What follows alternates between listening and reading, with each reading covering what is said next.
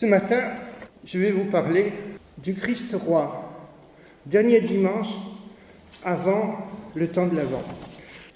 Et on va parler du roi qui est en fait un serviteur.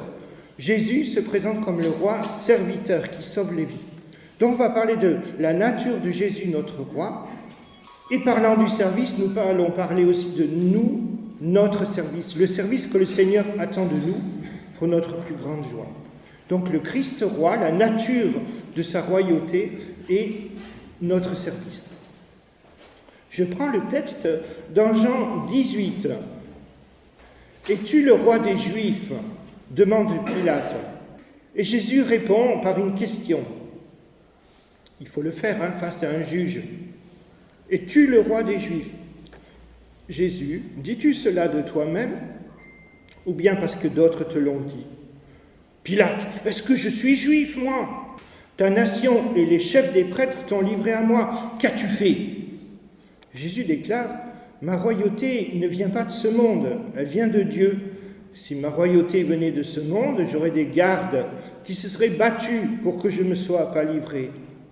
Non, ma royauté ne vient pas d'ici. Pilate lui dit, alors, tu es roi. Il insiste. Jésus répond, c'est toi qui le dis. Je suis né, je suis venu dans le monde pour ceci, rendre témoignage à la vérité. Et tout homme qui appartient à la vérité écoute ma voix. Alors j'ai expliqué pourquoi ce texte aujourd'hui, pour parler de Jésus, notre roi. Nous avons une partie ici de la comparution de Jésus devant Pilate, pas tout, mais une partie. Nous avons Jésus, Dieu en fait, à la barre des accusés. Et encore aujourd'hui, les hommes accusent Dieu, s'il y avait un Dieu. Deux hommes face à face, Jésus entravé, insulté, bafoué. Et devant lui, Pilate, le gouverneur, dans son palais, sur son trône. Qu'est-ce que tu as fait ? Pilate, il s'y connaît bien en loi. Les Romains s'y connaissent bien dans les lois. Alors c'est toi, alors tu es roi. Et Jésus, je l'ai relevé, de répondre par une question comme il a l'habitude de le faire, et même devant le roi. C'est un art, ça, c'est tout un art. Est-ce que vous êtes capable de cela ? Moi, pas bien, non. Non, je n'ai pas le sens de la répartie comme il faut.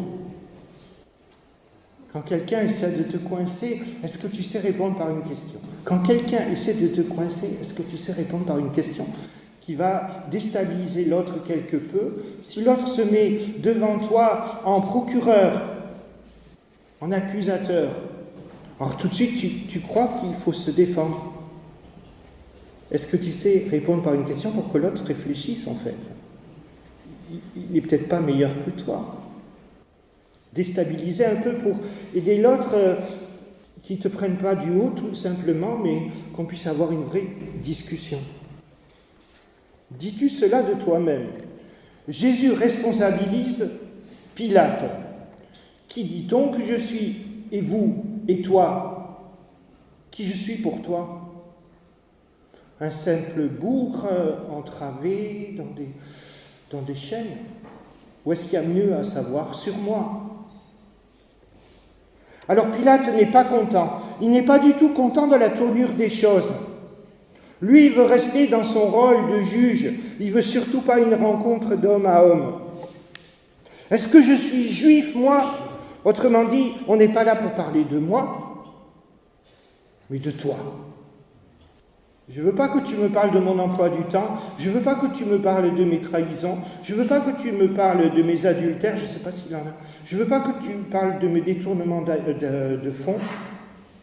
On parle de toi. Qu'as-tu fait ? Pilate est issu du monde gréco-romain. Il raisonne. Alors tu es roi, mais il n'arrive pas à comprendre ce que cela représente quand on parle de Jésus. Alors il reste avec sa question. Il raisonne sur la vérité quand il s'agit de se soumettre, de reconnaître la vérité. Il fait des hypothèses, il joue. Sa femme a beau lui dire « Attention, n'ai rien à faire avec cet homme ». Pilate sent bien la fausseté des choses, mais il cède aux pressions de l'opinion publique. Hélas, 99% auraient tort, ça ne leur donne pas raison. Et c'est inquiétant quand on voit les sondages et les chiffres. C'est pas parce que 99% des Français sondés disent quelque chose qu'ils ont forcément raison. Quant à Jésus, celui qui est présenté est déjà condamné d'avance. Néanmoins, il est l'homme libre, jusqu'au bout, libre dans sa tête, libre dans la défense de la vérité. Et sa seule défense, en fait, c'est de rester dans la vérité.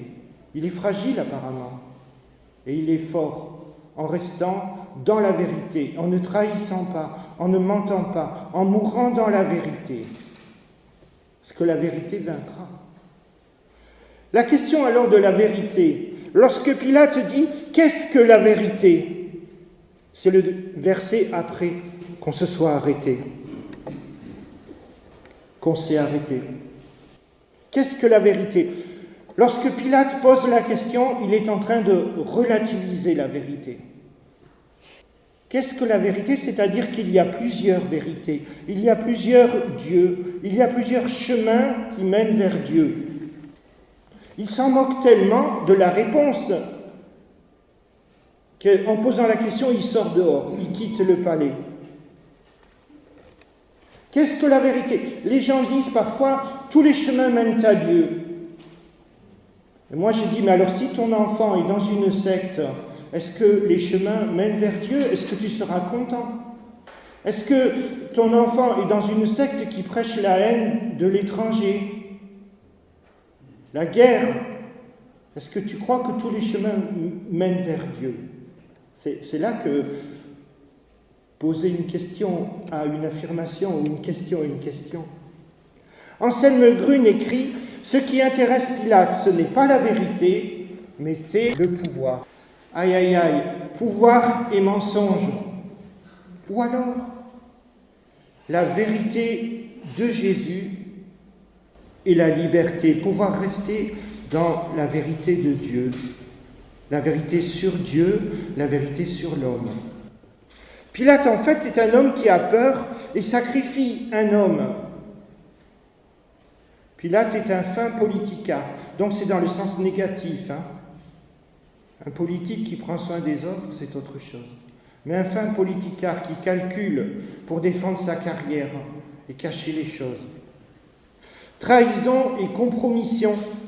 Comme dit l'humoriste Henri Tissot, Jésus est celui qui est venu déranger le désordre établi. Et forcément, ça bouscule. Le voici confronté à la violence et à la lâcheté, et j'y pense tout le temps. Quand on regarde les émissions à la télé qui s'appellent « Histoire » ou « Toute l'histoire », on voit beaucoup de vidéos en noir et blanc qui montrent la guerre mondiale.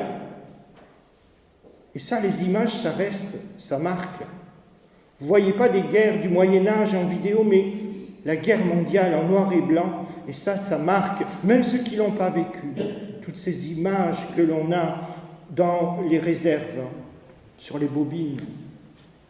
Le nazisme, le gouvernement de Pétain, la trahison, la violence du pouvoir qui n'est pas au service de la vérité. La race noble, la race supérieure. Question alors, est-ce que l'Église ne s'est pas aussi compromise dans l'histoire, à certains moments ? Et bien sûr que oui. Et bien sûr que oui. L'Inquisition, les hommes qu'on brûle, parce qu'ils disent trop de vérité. Et les œuvres chrétiennes, est-ce qu'elles n'ont pas été dans la compromission à certains moments aussi, en cachant peut-être des chiffres, en éjectant peut-être du personnel, parce qu'il n'était plus à la page, parce qu'il n'était plus efficace autant qu'on l'aurait voulu. Alors moi, ça m'affole. Des chaînes de télévision aujourd'hui, des chaînes appelées des chaînes d'opinion. Des chaînes d'opinion, en fait, d'une seule opinion, et ça existe sur le sol français. Des chaînes qui appartiennent à des groupes, comme des groupes financiers, Et avant même d'avoir allumé le bouton ou d'appuyer sur la télécommande, vous savez ce qu'ils vont vous dire. Ils orientent les gens. C'est intéressant de les écouter parce qu'ils disent quelque chose de différent des autres. Cependant, ils disent toujours la même chose. Et ça recommence. Et ça recommence. Certains veulent des crèches. Des crèches parce qu'en France, on est catholique, on est chrétien. Mais l'Évangile, ils ne le lisent pas. L'ont-ils lu? Alors Jésus, qui est-il en parlant de vérité? Jésus est-il un sage, une voie parmi tant d'autres? Tous les chemins mènent à Dieu. Dans ce cas, si Jésus n'est plus la vérité, mais seulement un chemin, une vérité comme il y en a tant d'autres. Dans ce cas, Jésus n'est plus Dieu, mais un homme qui tâtonne, et nous tâtonnons avec lui. Et cet enseignement-là est prêché dans les églises. Jésus est seulement un chemin, il est devenu un chemin, et non pas le chemin. La vérité et la vie, la vérité sur Dieu et sur moi-même. Moi, j'ai entendu dans les temples des gens qui ont dit que c'est la syrophénicienne qui a expliqué à Jésus sa mission. Parce que Jésus ne savait pas qu'il devait s'occuper des étrangers. Vous voyez? Et que ce sont les hommes sur la terre qui expliquent à Jésus ce qu'il doit faire, parce qu'il ne le sait pas de lui-même. Jésus n'est plus le chemin, la vérité et la vie, mais c'est un homme, un sage, intéressant. Alors Jésus patauge et nous avec lui. Et où est le chemin? Où est la vérité? Où est la vie alors? Verset 37, il est venu rendre témoignage à la vérité. La vérité ne s'impose pas par les armes, elle s'expose. Elle nous expose. Ça coûte des fois cher. Ça coûte des fois cher. Le Seigneur nous soutient. Il a dit qu'il nous donnerait la parole au moment venu. Jésus a expulsé les démons. Il a guéri les malades. Il a multiplié le pain. Il a ressuscité Lazare. Mais il ne s'impose pas avec les armes. Jésus n'a d'autre défense que de rester dans la vérité. Notre défense que la vérité. Le pouvoir, la capacité de rester dans la vérité, c'est Dieu qui nous le donne. Qui est la vérité? C'est Jésus, tu le sais. Maintenant, la vérité est moi. La vérité est nous. Il faut faire attention quand on confond la sincérité et la vérité. Au moins, vous savez, je dis toujours ce que je pense. On me l'a fait le coup, souvent. Seulement quand je ne suis pas là, quelle vérité les gens disent derrière moi ou derrière les autres. Et puis en plus, on peut être sincère tout en étant complètement dans l'erreur. Moi, je dis toujours la vérité, je suis sincère. Oui, mais tu peux te tromper, il n'y a que Dieu qui ne se trompe pas. Quelle vérité sur moi? Je suis un être pécheur, incapable de Dieu et de mener une vie qui mène vers Dieu. Ça, c'est la vérité. Ah Seigneur, si tu n'étais pas là, si tu n'étais pas là. Oui, Jésus se fait connaître à nous dans la vérité. En fait, il y a des choses en moi-même que je ne comprends pas. Et j'en suis toujours là, que je ne maîtrise pas. Paul l'apôtre le dit, je voudrais faire le bien, je ne le fais pas. En moi-même, il y a des choses encore que je ne comprends pas. Pourquoi je réagis de telle ou telle façon? Je suis français, né en France. Un Allemand né en Allemagne, après la guerre. Je suis français de la famille Desjardins, fils de pasteur. Tu es française, cévenole, provençale. Il y a une histoire. Pourquoi tu réagis comme cela? Ton éducation, des choses qui sont passées bien ou mal. Pourquoi? Lorsque je regarde en moi, il y a cette part d'ombre que je ne comprends pas. Alors le remède, c'est de regarder vers Jésus, notre roi, le roi, qui seul me remet en route, qui nous remet dans l'ordre, qui nous remet sur le rail. Quiconque, et c'est le dernier verset, appartient à la vérité, écoute ma voix. Deux choses sur ce verset. Quiconque appartient à la vérité, c'est-à-dire qu'elle ne m'appartient pas à la vérité. Et j'ai jamais fini de l'apprendre. Quiconque appartient à la vérité, je ne peux pas la manipuler. Et si je la manipule, ça ne va pas tenir longtemps. Quiconque appartient à la vérité, écoute, pour savoir la vérité. Que dire, que faire? Ainsi nous en sommes les témoins et non pas les maîtres. Parlons maintenant de la royauté de Jésus. Tu es roi. Mais Jésus ne ressemble pas aux autres rois. Il vient dans Jérusalem sur le dos d'un ânon.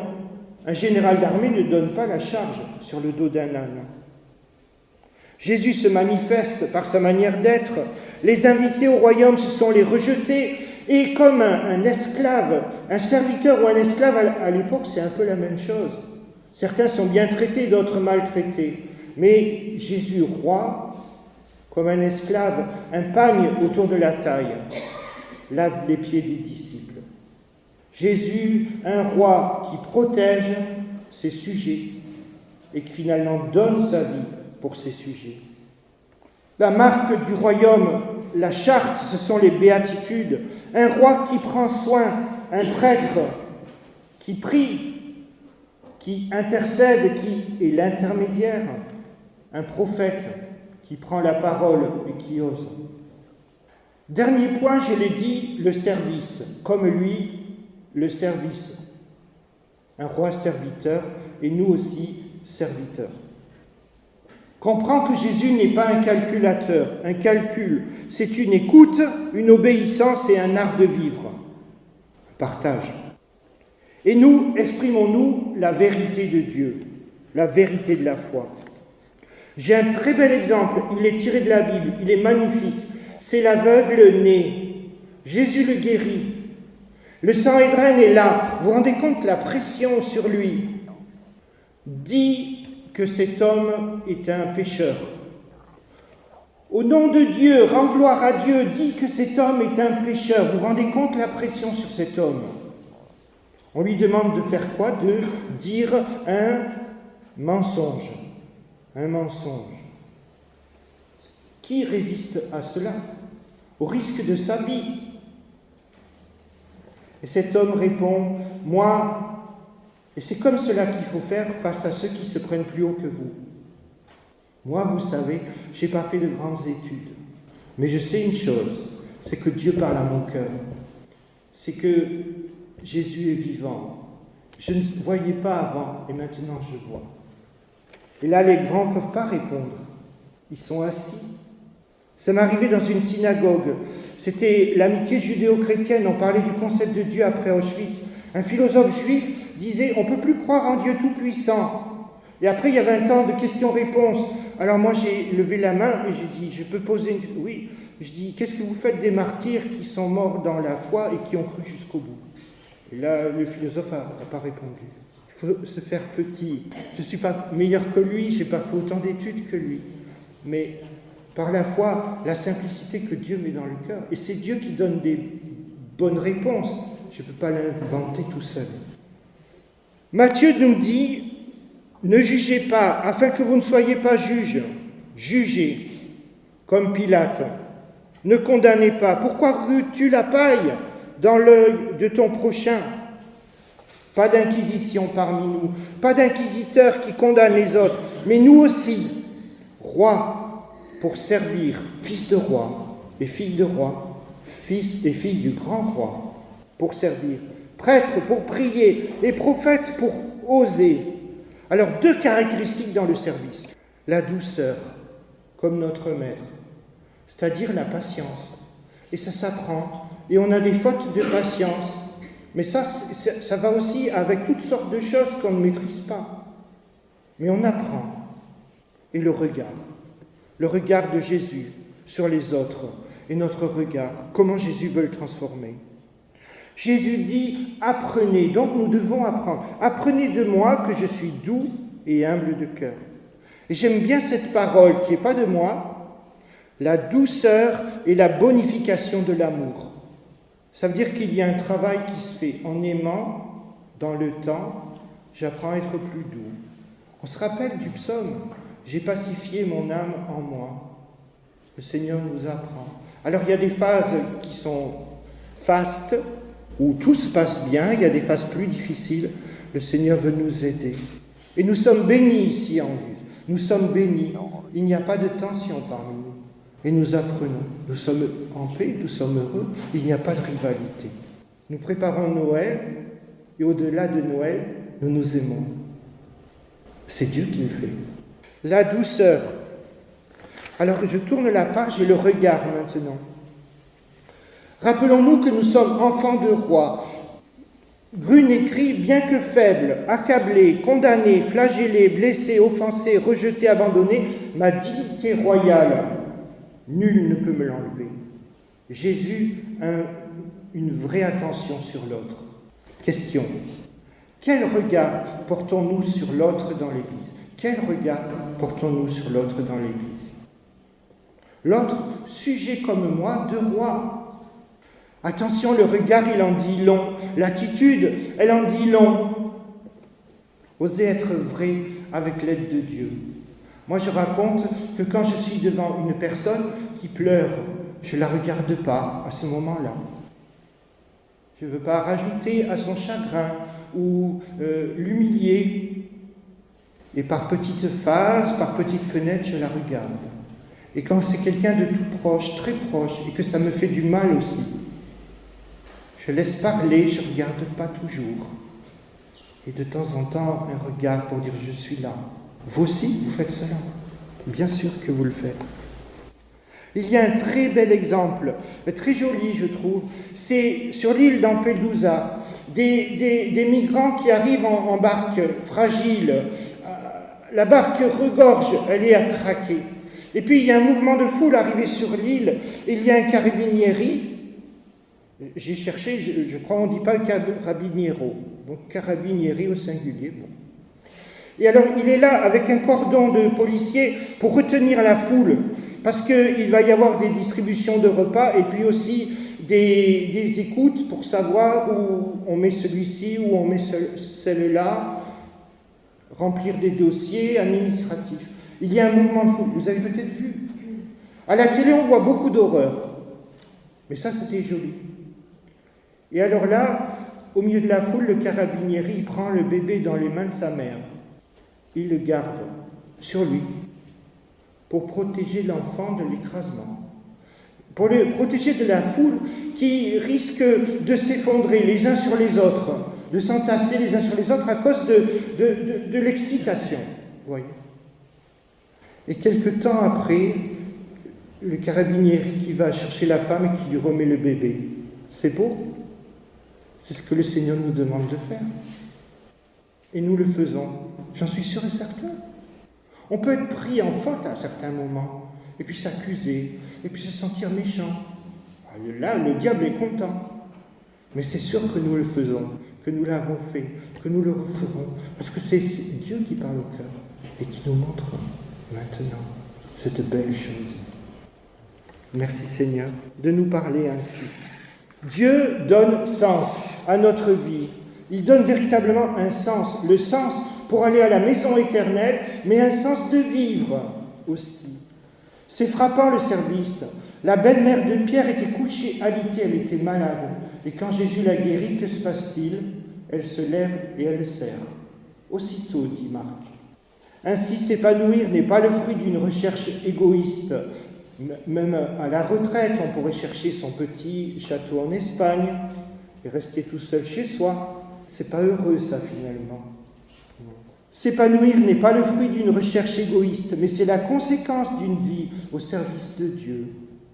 Avec le Christ roi, comprend que le sens de la vie réside dans l'obéissance, c'est-à-dire l'écoute, pas l'obéissance servile, mécanique, sans comprendre, sans intelligence, mais écouter le Seigneur, le divin inspirateur, et servir, le service, le partage grâce à lui. Merci à Dieu qui met toutes ces bonnes choses dans notre cœur, dans le mien et le vôtre. J'en suis sûr et je le remercie pour cela. Amen.